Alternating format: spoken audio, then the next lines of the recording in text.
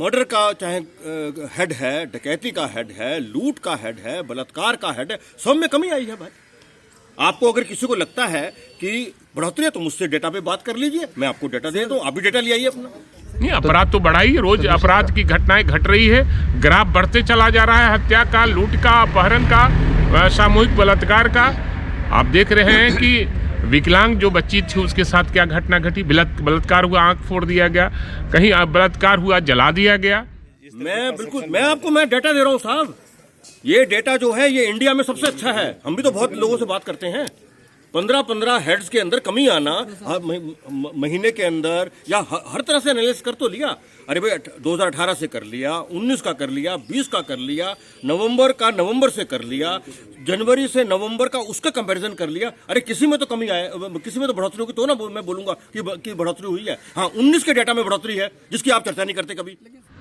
और 19 का भी, 20 का भी और 21 का भी जो भी अपराध हो रहा है उस पर निश्चित रूप से संगीन जिस पर आरोप लगे हैं उसको अरेस्टिंग होनी चाहिए।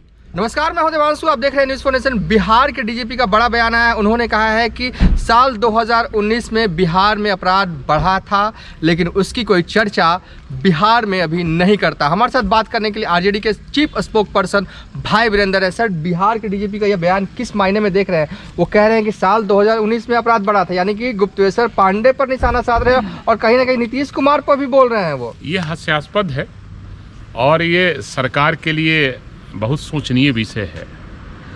और 19 का भी, 20 का भी और 21 का भी जो भी अपराध हो रहा है उस पर निश्चित रूप से संगीन जिस पर आरोप लगे हैं उसको अरेस्टिंग होनी चाहिए। और डीजीपी जैसे पोस्ट, ये सही बात उन्होंने कहा कि गुप्तेश्वर पांडे के समय की चर्चा कम होती है और चर्चा अभी जब घटना घट रही है तो होगी, उस समय दबा दिए जाते थे और ये मीडिया के जो लोग थे वही दबाते थे ज़्यादा।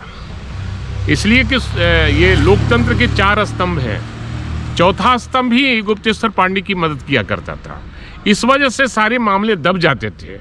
आज उजागर हो रहे हैं और उनके समय का भी मामले को उजागर करते हुए इस समय का मामला जो है उजागर हुआ है, उस पर कार्रवाई होनी चाहिए, चाहे जो भी डीजीपी रहा। मौजूदा डीजीपी इसके साथ कहते हैं कि बीते 20 से 25 दिनों में बिहार में अपराध नहीं बढ़ा है। नहीं, अपराध तो बढ़ा ही, रोज अपराध की घटनाएं घट रही है, ग्राफ बढ़ते चला जा रहा है, हत्या का, लूट का, अपहरण का, सामूहिक बलात्कार का।